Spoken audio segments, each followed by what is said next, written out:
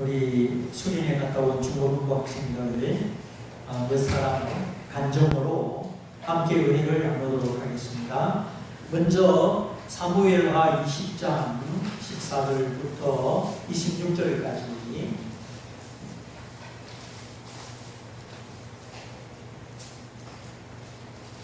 사무엘하 20장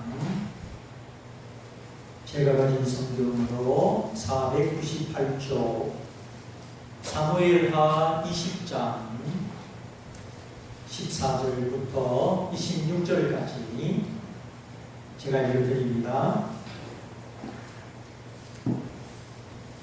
요압이 이스라엘 모든 지파 가운데 두루 행하여 아벨과 벳마아가와 베리 모은 땅에 이르니 그 무리도 다 모여 저를 따르더라. 이에 저희가 벳마아가 아벨로 가서 세바를 애우고 그 성읍을 향하여 해자 언덕 위에 토성을 쌓고 요압과 함께한 모든 백성이 성벽을 쳐서 끌고자 하더니 그 성에서 지혜로운 여인 하나가 외쳐 가로되 들을지어다 들을지어다 청컨대 너희는 요압에게 이르기를 이리로 가까이 오라 내가 네게 말하려 하노라 한다 하라. 요압이 그 여인에게 가까이 가니 여인이 가로되 당신이 요압이니까 대답하되 그러하다. 여인이 저에게 이르되 여종의 말을 들으소서 대답하되 내가 들으리라. 여인이 말하여 가로되 옛사람들이 흔히 말하기를 아벨에 가서 물을 것이라 하고 그 일을 끝내었나이다. 나는 이스라엘에 화평하고 충성된 자 중 하나이오늘 당신이 이스라엘 가운데 의미 같은 성을 멸하고자 하시는도다. 어찌하여 당신이 여호와의 기업을 삼키고자 하시나이까? 요압이 대답하여 가로되 결단코 그렇지 아니하다. 결단코 그렇지 아니하다. 삼키거나 멸하거나 하려 함이 아니니 그 일이 그러한 것이 아니니라. 에브라임 산지 사람 비그리의 아들 세바라 하는 자가 손을 들어 왕 다윗을 대적하였나니 너희가 저만 내어주면 내가 이 성읍에서 떠나가리라. 여인이 요압에게 이르되 저의 머리를 성벽에서 당신에게 내어 던지리이다 하고 이에 여인이 그 지혜로 모든 백성에게 말하매 저희가 비그리의 아들 세바의 머리를 베어 요압에게 던진지라. 이에 요압이 나팔을 불매 무리가 흩어져 성읍에서 물러나서 각기 장막으로 돌아가고 요압은 예루살렘으로 돌아와서 왕에게 나아가니라. 요압은 이스라엘 온 군대의 장관이 되고 요호야다의 아들 브나야는 그렛 사람과 블렛 사람의 장관이 되고 아도니람은 감력관이 되고 아힐룻의 아들 여호사밧은 사관이 되고 서관은 서기관이 되고 사독과 아비아달은 제사장이 되고 야일 사람 이라는 다윗의 대신이 되니라. 아멘. 설교 말씀을 간단히 나누기 전에 우리 중고등부 학생들이 이번에 수련회 가서 은혜 받고 또 깨닫고 적용하는 거 어디에 준비? 말씀 끝나고요? 알겠습니다. 그러면 저도 편하죠. 그래요. 그리고 먼저 우리 좋은 소식이 하나 있습니다. 우리 효빈이 요찬이 그 키 큰 친척 형 있었지요. 예, 공무원 시험 그동안 그 준비하느라고 4년 동안 고생했는데 이번에 합격하셨답니다. 감사의 박수. 괜히 4년 동안 고생하고 시험 쳐서 우리 인터넷 들어가서 알아봤더니 뭐 정보가 제대로 안 됐는지 그 이름이 없었대요. 아이고 이번에도 안 됐구나. 다음에 또 해야지. 그러고 있었는데 뭐 서류 써서 등록하기 하루 전날 시청에서 연락이 왔대요. 당신이 합격했는데 왜 빨리 서류가 안 들어오느냐. 합격했다고요? 인터넷에 잘못 들어가서 잘못 확인해가지고 이 날짜가 다녔는데 서류가 안 올라오니까 본청에서 전화가 와가지고 빨리 서류 넣으라고. 그래서 막 하루 만에 챙겨가지고 갖다 볼 때마다 참 안타깝고 하나님 빨리 끝을 주세요. 그렇게 우리 마음으로 다 기도했잖아요. 근데 참 하나님이 은혜 주셔서 너무나 감사합니다.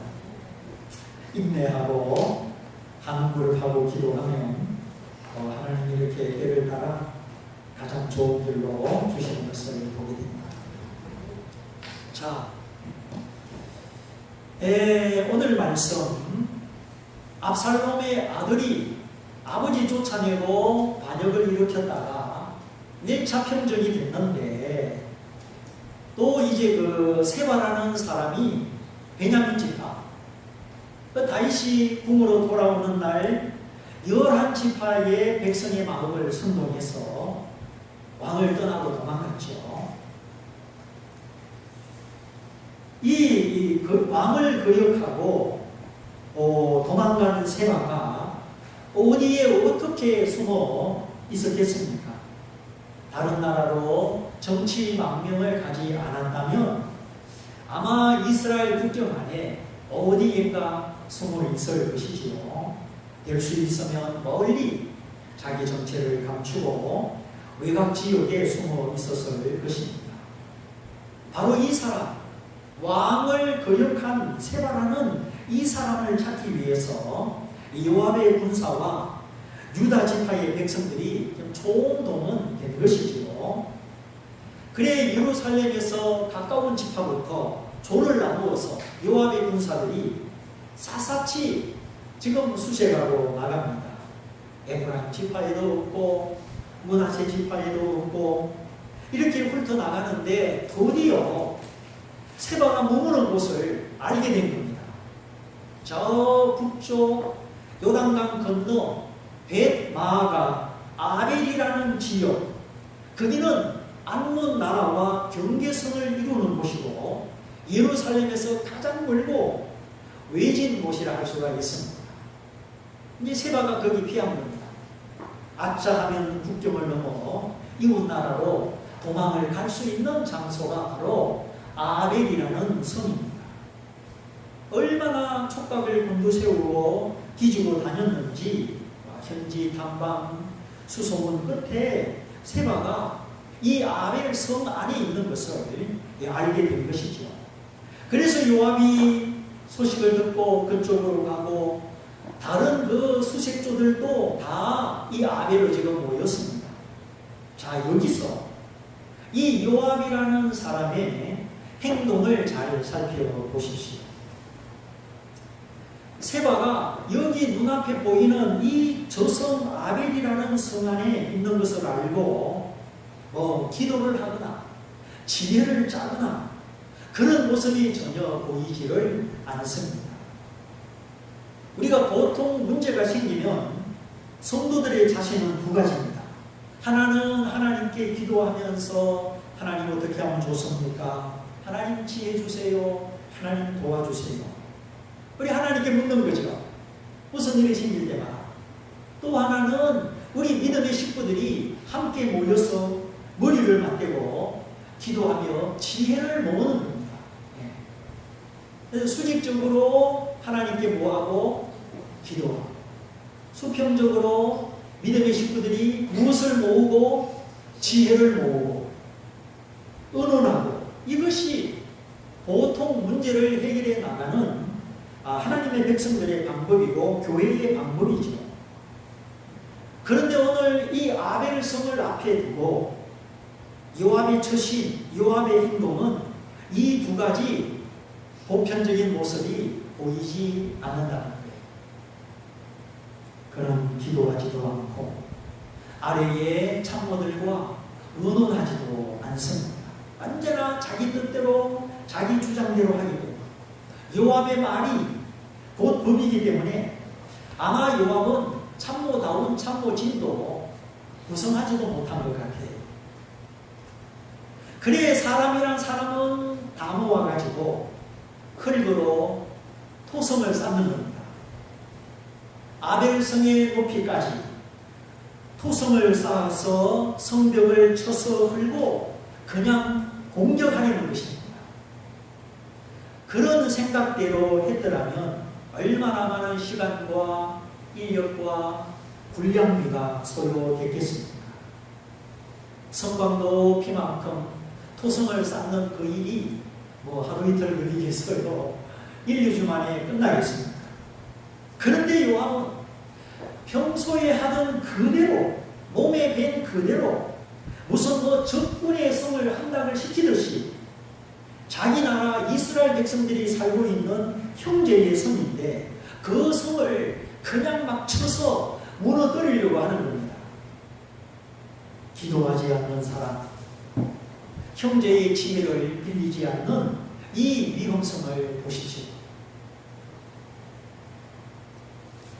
내 기도도 하나님께 말하는 기도가 있고 하나님으로부터 듣는 기도가 있지요. 그래서 우리가 하나님께 구하고 또 하나님 우리 마음에 주시는 하나님의 아이디어와 지혜를 듣는 기도가 필요합니다.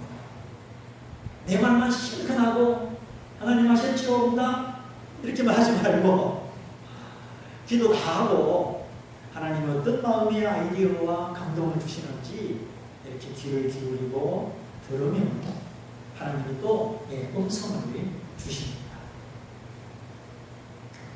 분명히 사건이 다른데 요압은 다르게 볼 수 있는 눈과 다르게 대처할 수 있는 지혜가 없었습니다. 자, 지금 뭐 원수의 나라 블레셋의 성을 공격하는 겁니까? 암몬 나라를 공격하는 겁니까? 그게 아니잖아요. 자기 나라, 자기 백성들이 살고 있는 이스라엘 땅의 성입니다. 그런데 적군을 마치 함락을 시키듯이 토성을 쌓아서 성벽을 헐고 공격을 하려는 거예요. 이 얼마나 무지막지합니까? 우리는 날마다 자기 습관, 자기 방식이 아니라 그때그때 하나님께 물어서 하나님의 방법으로 하나님의 지혜로 해결하는 법을 배울 수 있기를 바랍니다. 하나님이 그때그때 가르쳐 주시는 방법은 똑같지가 않거든요. 근데 우리는 똑같은 방법으로 하나의 방법으로 자신의 체질에 익숙한 방법으로 해결하려고 하니까 해결이 됩니까? 아니면 그게 안 되는 거예요. 다윗의 특징은 뭐죠? 늘 하나님께 물어보는 것. 하나님 블레셋 저 나라를 공격을 할까요? 말까요? 공격해라. 어떻게 할까요? 여기 수고를 있어라. 가르쳐 주십니다. 그 다음에 또 어떻게 할까요? 뽕나무 꼭대기 위에서 사람들의 발자국 소리가 들리거든 그때 공격해라. 전쟁할 때마다 하나님이 다른 방법으로, 왜? 적군이 다른 전략과 다른 태도를 취하기 때문에 하나님도 그때그때 이렇게 다르게 대처법을 주시는 것입니다. 이렇게 참 생각 없고 지혜 없고 기도 없이 그냥 힘으로 밀어붙이는 요압, 파워로 해결하려는 이 요압을 보십시오. 그러나 그 아벨성의 한 여인의 태도와 처신은 이 요압과 달랐습니다. 문제의 본질을 파악하고 그 본질에 현명하게 접근하는 여인을 보게 됩니다. 자, 성 위에서 가만히 보니까 난데없는 군사들과 백성들이 모여들어 가지고 그냥 돌멩이를 모으고 흙을 나르고 토성을 쌓으려고 하는 겁니다. 아니 까닭없이 우리 아벨 성을 토성으로 에워싸다니 도대체 이게 웬일이냐. 모두가 의아심을 가지고 있는 그때 한 여인이, 지혜로운 여인이 등장합니다. 여차 이렇게 해가지고 요압 군사가 물러나고 토성을 쌓지도 않고 이전의 평화를 되돌아오게 된 것이죠. 그 여인의 이름, 그 여인이 누군지 성경은 아무것도 기록하고 있지 않습니다. 그러나 이 여인의 지혜와 행동은 확실하게 기록되어 있습니다. 첫째로 이 여인은 문제 발생 초기에 적극적으로 해결을 시도합니다. 토성이 올라가고 성벽이 허물어지고 그때까지 가지 않고 초기에 애초에 바른 방법으로 응답하는 것을 볼 수 있습니다. 병도 초기에 발견하면 고쳐지잖아요. 길게 가면 고치기가 어렵죠. 그래서 무슨 문제든지 시간을 끌고 고지하되고 그러기 전에 초기에 바른 자세를 취할 수 있기를 바랍니다. 그것이 문제 해결의 근본입니다. 초기에 하나님께 물어 겸손한 마음으로 바른 자세를 취하는 것. 그러려면 항상 기도하고 평소에 하나님과 교통하는 그 영적인 버릇과 영감이 있어야 되겠죠. 운동도 항상 해야 그 자세가 나오지. 한 달 놀다가 이 골프채를 잡으면 허리가 안 돌아가요. 우리 영적인 감각도 마찬가지.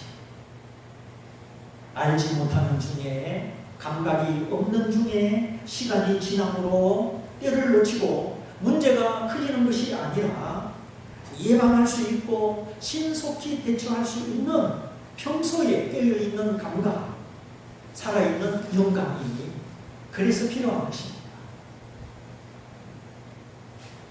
바로 이 여인이 토성이 쌓여지기 전에, 문제가 커지기 전에 초기에 바른 자세로 행동을 시작했죠. 두 번째, 이 여인은 협상의 적임자가 누구인지 알고 요압의 이름을 부릅니다. 도대체 우리 성문 앞에 모여있는 저 사람들은 누구냐? 저들을 지휘하는 지휘관은 누구냐? 이모저모 알아보니까 요압 장군이거든요. 그래서 여인이 성위에서 소리를 치잖아요. 덜을 지어다 청컨대 내가 요압에게 말하려 하오니 요압으로 가까이 나오게 해주시오. 그래 장군님, 저기 저 여인이 장군님을 찾습니다. 그 말을 듣고 요압과 여인 사이의 대화가 시작이 되죠. 내가 협상하고자 하는 그 상대방 중에 적임자가 누구입니까? 누구를 만나야 일이 해결되겠는가? 그 중요성을 잘 알고 있었기 때문에 이 여인은 첫 번 입을 열면서부터 요압을 지목하고 요압과의 면담을 요청한 것입니다. 요압을 요청하지 않고 딴 사람 불렀으면 그 일이 어떻게 돼요? 끝나는 수고죠. 요압이 명령을 내려야 일이 해결되는데 딴 사람 붙잡고 실험하고 협상하면 그 요압이 그건 아니야. 그러면 끝나는 거예요. 그래서 우리 참 원수마귀의 머리를 예수님이 되셨는데 우리가 늘 예수 이름으로 그렇게 사탄을 대적하고 나가는 것이죠. 내가 누구를 만나야 되고 누구하고 이야기해야 되고 누구하고 협상을 해야 되느냐. 이 여인의 지혜를 보십시오. 그래서 항상 핵심 인물, 협상의 적임자, 내가 꼭 만나야 되는 그 사람을 파악하는 것, 이것이 협상의 기본인데 오늘 성경의 이 여인이 그대로 하는 것을 보게 됩니다. 세 번째, 요압이 성 밑으로 다가오니까 당신이 요압입니까? 그렇다, 내가 요압이다. 정말 요압이 맞는지 확인 절차를 거치지요. 확인 절차를 거치지 않으면 이 나중에 꼭 문제가 생깁니다. 그 한 번의 확인 절차가, 그 한 장의 영수증이 얼마나 중요한지 모르는 거예요. 나중에 법적으로 가면은 무슨 증거가 있고 문서가 있어야죠. 아무리 내 마음이 진실이라도 문서가 없으면 안 되는 거예요. 법정에서는. 그래 요즘 그냥 계약서도 안 쓰고 돈을 빌려주고 막 그러는데 사람 마음이 변하면 어떻게 해요? 아무 계약서도 없는데 나 돈 빌린 적 없다. 그러면 끝나는 거예요. 그래서 물론 우리가 모든 일을 그렇게 하는 건 아니지만 정말 당신이 요압입니까? 그렇다. 확인 절차를 거치고 그리고 하는 말이 여종의 말을 들으소서. 겸손하게 난 당신의 종이다. 여종의 말을 들으소서. 예 사람들이 말하기를 무슨 문제가 생기거든 아벨에 가서 물어봐라 하고 그 모든 고민을 끝내었습니다. 이게 무슨 뜻입니까?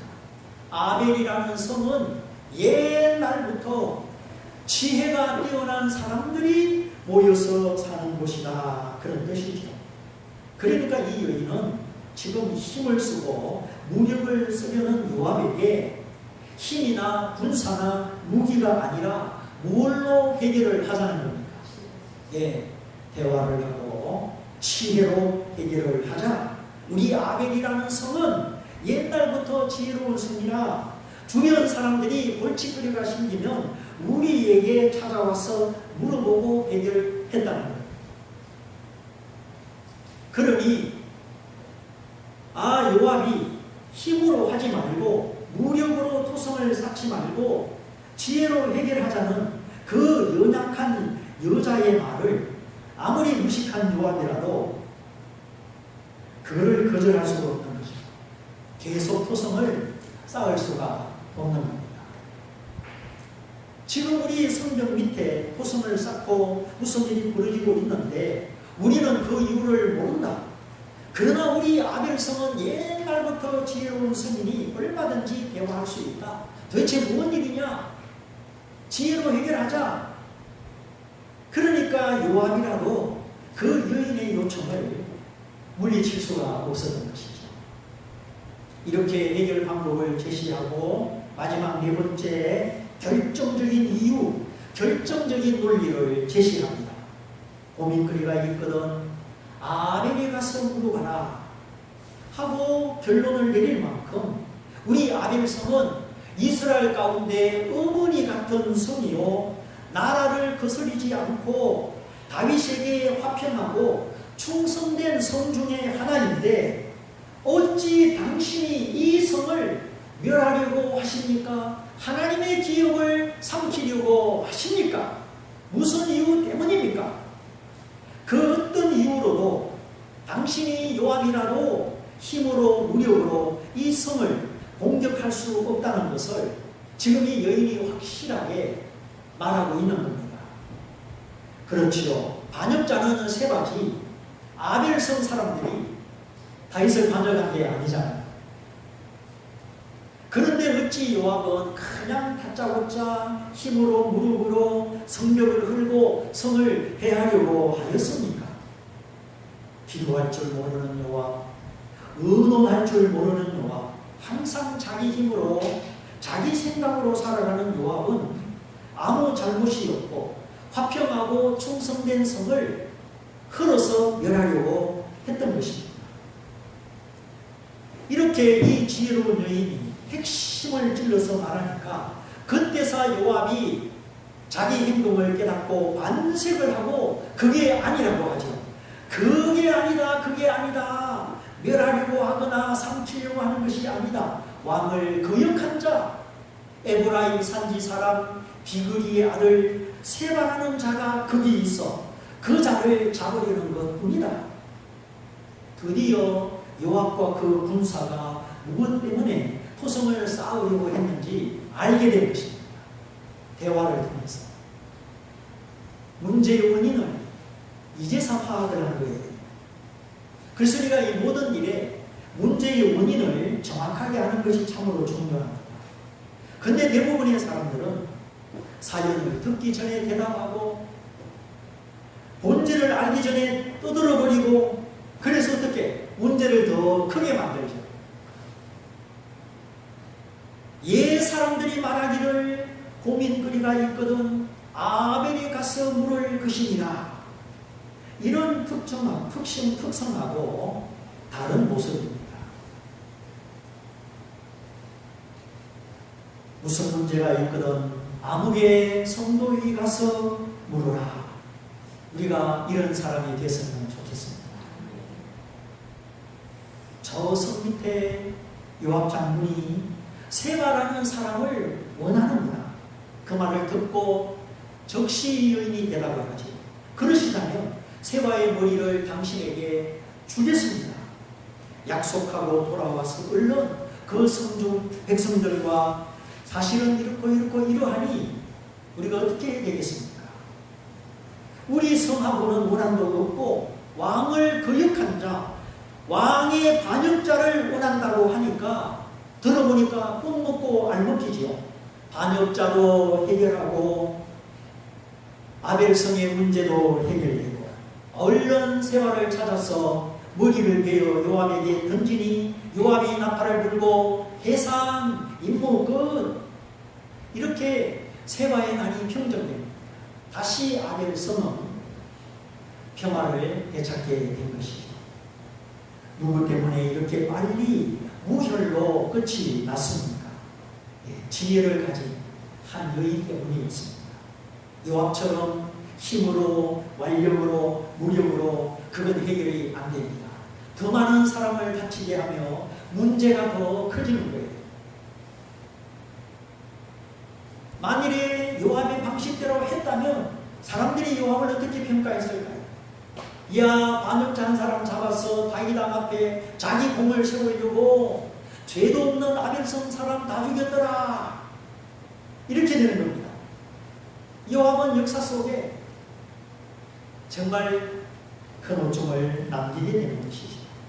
그러나 그 한 여인의 지혜로 말미암아 피 흘리지 않고 가장 빠른 시간에 해결이 되고, 그리고 다윗이 정계 개편을 하게 되죠. 대표적인 변화는 그동안 다윗의 신하 대신들이 주로 다윗의 아들들이었는데 아들 중에 압살롬이 반역을 함으로 말미암아 다윗의 아들들이 대신의 자리에서 다 물러나게 되죠. 야일 사람이라는 사람이 다윗의 대신이 됩니다. 다윗의 눈과 귀가 되어 백성의 마음과 백성의 모든 형편을 왕에게 전달하는 그가 대신인데, 일하는 사람이 이제 다윗 왕의 아들들을 대신하여 대신이 되었습니다. 이게 이제 대표적인 변화고요. 이렇게 밖으로 난을 평정하고 안으로 정계 개편을 통해서 내부 결속을 다짐으로 말미암아 다윗의 나라, 다윗의 왕권이 더 견고하게 되었습니다. 왕의 자리에서 쫓겨날 것 같고 다윗의 시대에 다윗의 운명이 끝날 것 같은 그 상황에서 하나님이 다윗과 함께하사 반역하는 자들은 다 처단되고 정계 개편을 통하여 내부 결속을 다지게 되었다 하는 것이 오늘 말씀 내용입니다. 이제 이후로 다윗을 고민스럽게 하는 일들이 일어나지 않았습니다. 모든 것이 하나님의 은혜요 다윗을 붙드시는 하나님의 손길이지만 오늘 특별히 무지막지한 요압과 한 무명의 지혜로운 여인이 대조가 되는 것을 봅니다. 우리가 힘이나 무력이나 고집이 아니라 분노가 아니라 하나님의 지혜로 문제 발생의 초기에 지혜와 모략으로 핵심을 붙들어서 피 흘림이 없이 불필요한 다툼이 없이 문제를 잘 해결하는 하나님 나라의 지혜자가 되시기를 주님의 이름으로 축원드립니다. 이제 우리 학생들 준비됐으면 차례대로 누구든지 나오셔서 은혜 받은 말씀을 잠깐 나누도록 하겠습니다. 우리 백유리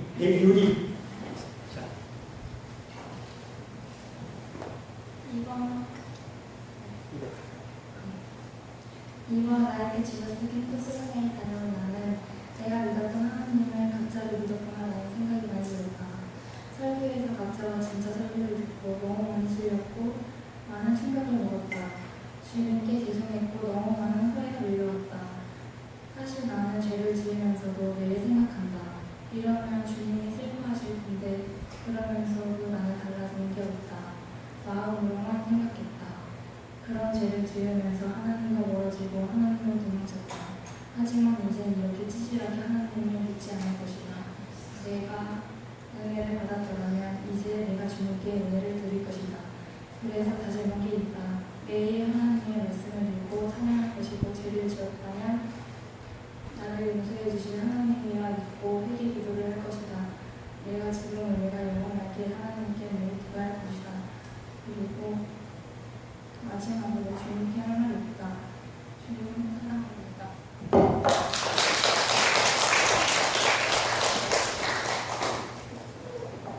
네, 감사합니다. 짧은 글이지만 참 나 때문에 하나님이 슬퍼하시는 그 마음을 알고 이제 찌질하게 살지 않겠다고 주님을 사랑한다고 고백하였습니다. 그 다음에 우리 임재희 학생 나와서 크고 똑똑한 소리로 잘 들려야 되니까 감사합니다. 천천히.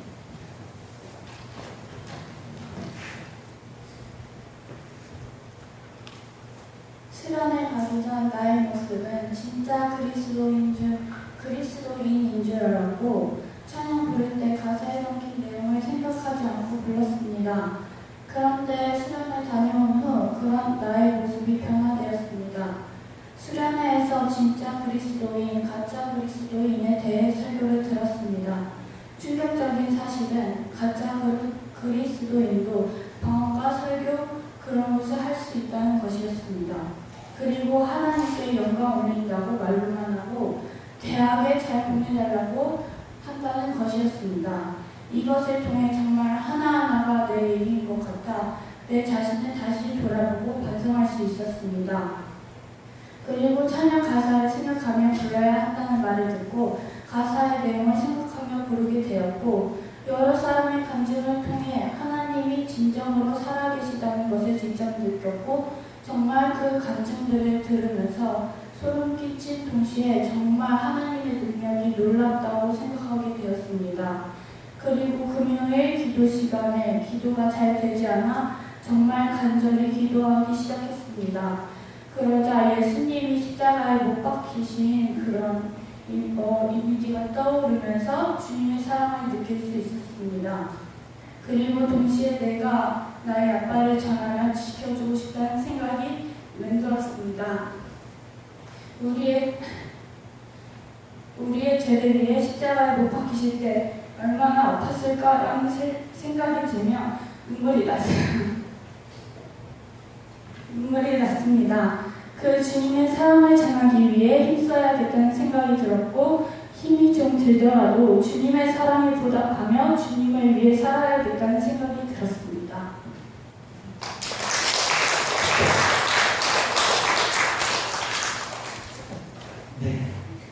보다 참 진실한 믿음, 너무 순수하게 잘 들었습니다.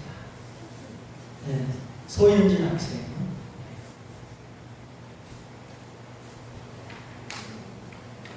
아주 멋있습니다.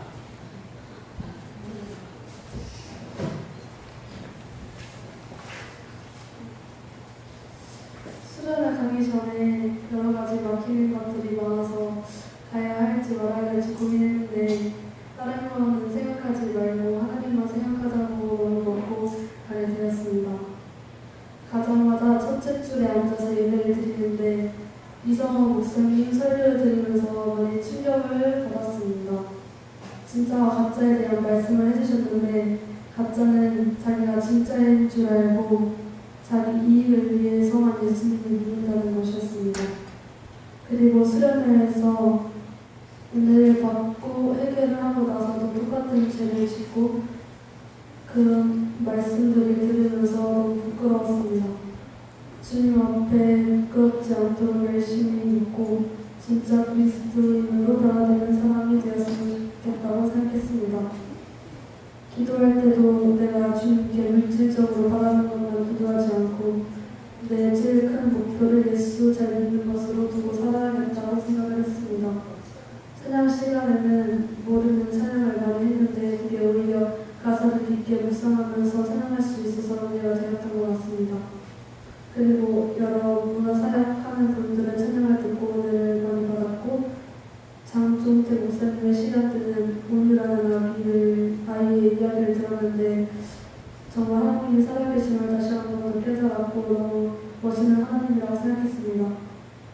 오성아 작가님의 시간 때는 사람들끼리의 사랑도 느꼈고 마음 뭉클한 감정들이 많았습니다. 그리고 서로 축복해주면서 얼굴에 하트 스티커를 붙여주는 시간을 가졌었는데 정말 모두 사랑스러워 보이고 좋은 시간이 되었던 것 같습니다. 이번 캠프를 통해 주님 앞에 나는 정말 부끄러움을 많이 느꼈고 앞으로는 주님 곁을 벗어나지 않고 첫사랑을 잊지 않아야겠고 지금부터 해야 할 일이 많다고 생각합니다.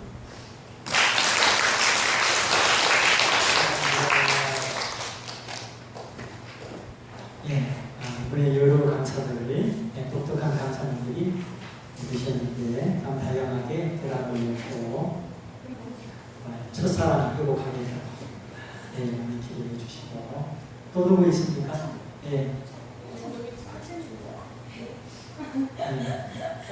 채연이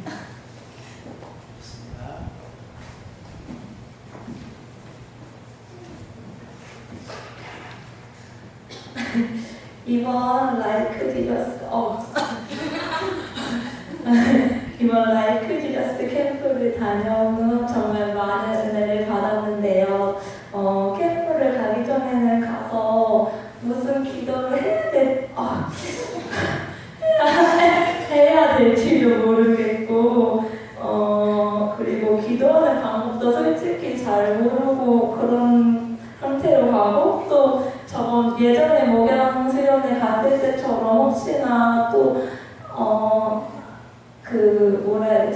설교 말씀을 집중하지 못할까봐 되게 걱정도 혼자 많이 하고 그런 상태로 캠프를 가게 되었어요. 그러나 그 캠프를 다녀오면 정말 많은 것을 느끼고 경험했던 것 같아요. 우선 제가 첫 번째로 느꼈던 것은 찬양하는 방법에 대해 깨달았는데요.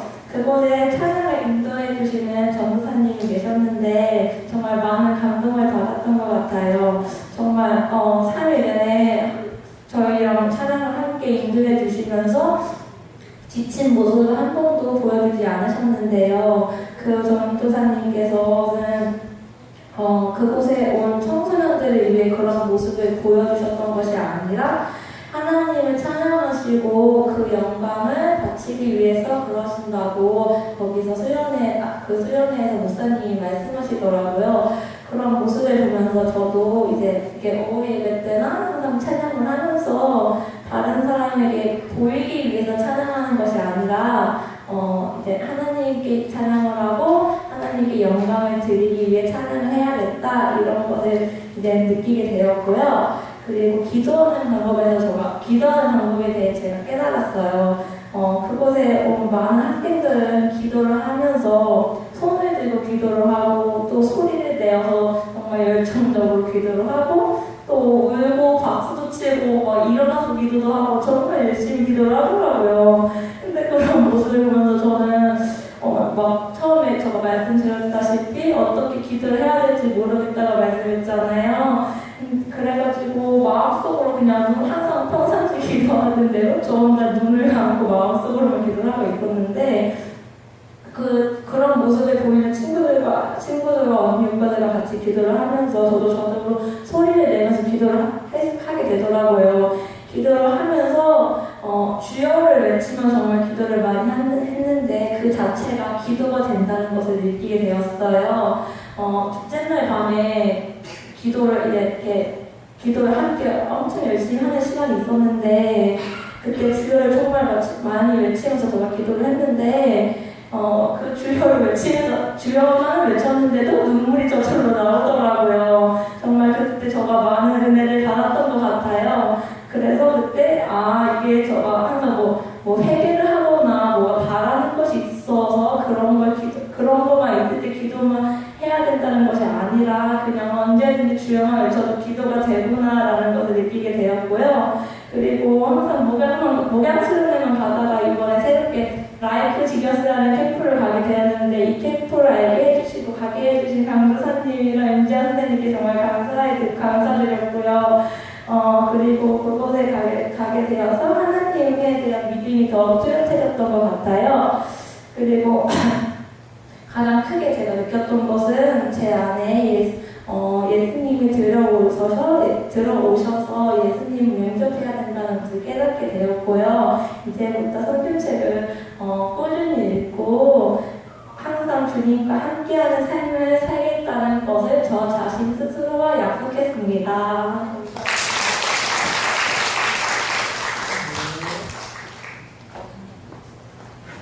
그래요. 찬양의 진실성, 기도의 진실성. 네, 주님을 모시고 살. 네, 조세라.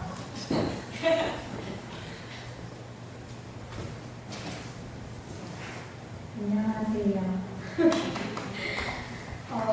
제가 꾸준히 이제 목양 수련회를 가다가 이제 처음으로 라이크 지저스 캠프라는 곳을 이제 경험하게 되었는데, 첫날에는 이제 이정호 목사님의 설교 말씀을 듣고 청소년의 눈높이에 이렇게 맞춰주셔서 졸음이 달아날 정도로 진짜 즐거운 시간이었는데, 아이들도 너무 적극적으로 참여해서 오히려 제가 애들한테 배우기도 했던 것 같아요. 그리고 찬양 부를 때 모르는 찬양이 많아서 어렵기도 하고, 솔직히 립싱크도 좀 했었는데, 계속 반복해서 부르니까 금방 적응할 수도 있어서 너무 행복했던 것 같고, 새로운 찬양을 또 이렇게 한 절 한 절 부를 때마다 가사를 되새기면서 볼 수 있어서 저에게 큰 도움이 됐던 것 같아요. 그리고 둘째 날은 처음 이제 아침에는 하항수 전도사님에게 큐티로 아침을 시작하고 김성호 목사님의 설교 말씀을 들었는데 진짜 귀에서 이렇게 맴도는 목소리와 눈높이를 맞춰주시는 덕분에 집중하여 들을 수 있었고 졸리다고 쓰러지는 아이들도 없었어요. 또 이제 민호기 목사님의 찬양 사역이 정말 열정적이어서 덩달아 열정적으로 찬양하고 뛰고 춤추며 너무나도 은혜로운 시간이었던 것 같아요. 그리고 이제 마지막 저녁 예배 때의 기도는 너도나도 할 것 없이 소리치며 기도해서 기도 소리가 함성 소리로 들릴 정도로 뜨거웠어요. 셋째 날 역시 아침은 큐티로 시작하고 점심 때는 오선화 작가님께서 설교하셨는데 서로 사랑하는 방법을 배워서 정말 은혜가 넘치는 시간이었어요. 2박 3일 동안 날씨가 더워서 정말 힘들기도 했지만 다들 잘 참여해서 주님의 은혜 중에 잘 마치게 됐던 것 같아요. 깨닫고 배워가는 시간이었기에 너무 값지고 행복했습니다. 앞으로도 예수님을 더 사랑하는 제가 되겠다고 다짐했어요. 하나님 사랑합니다.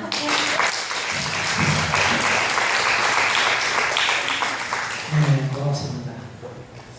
세라는 저한테 보낸 편지가 아직 2통이나 있는데 선교사님 되겠다고 주일학기도 보낸 편지. 외국에 나가도 선교사지만 예수님 자랑하고 살면 선교사인 줄 믿습니다. 네. 참 어릴 때 믿음이 저렇게 아직도 간직되고 있습니다. 네. 황효찬. 네. 이제 마지막 순서인가요? 그래요. 네? 그래요? 우리 황효찬 학생하고.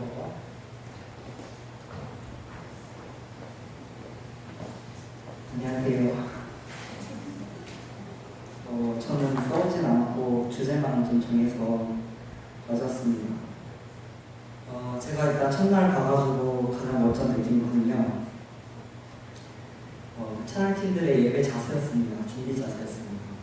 다들 이제 무릎 꿇고 손 들고 기도하고 울면서 기도하고 계시더라고요. 둘째 날 저녁에 보통 수련회 때 가면 둘째 날 저녁에 정말 다 같이 엄청 열심히 기도를 하는데 그분들은 벌써부터 이렇게 기도를 하면서 예배를 준비하고 계셨습니다. 그리고 이제 전도사님 찬양인도분께서 이렇게 이제 찬양하려고 하는데 이제 예배 시작 전에 같이 무릎을 꿇고 기도하자고 하시는 거예요. 이런 게 예배 준비 자세구나.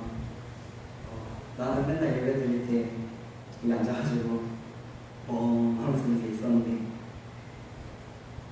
하나님 만날 생각하면서 예수님 만날 생각하면서 주님께 영광 올려야 될 생각하면서 이렇게 찬양 준비를 해야겠구나 많이 배워봤습니다.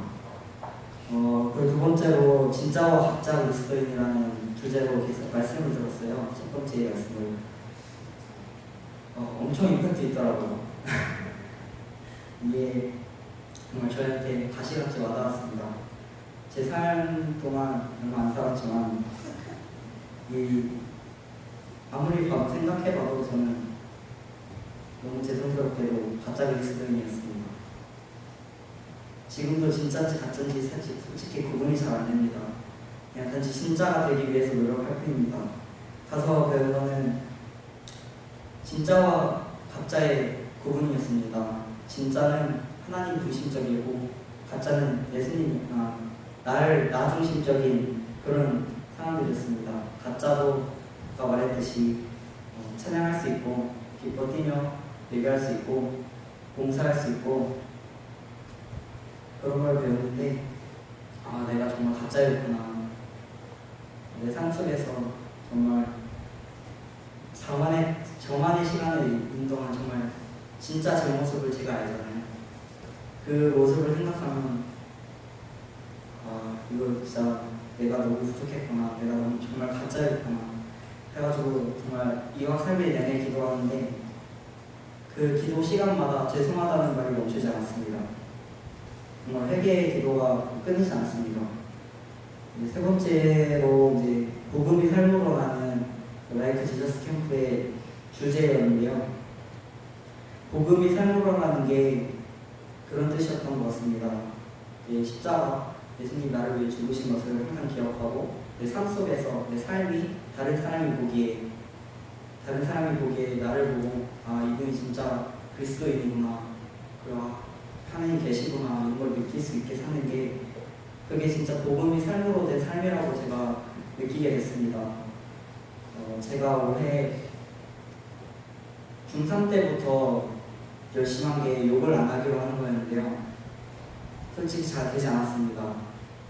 막 저기도 모르게 욕이 나오고 그랬는데 고1 때부터 조금씩 줄어들면 이제는 거의 안 하게 되었습니다. 물론 이렇게 그러다가 가끔씩 나올 때가 있긴 한데 거의 하지 않습니다. 이 복음이 삶으로 가는 게 정말 와닿은 게 내가 삶을 살면서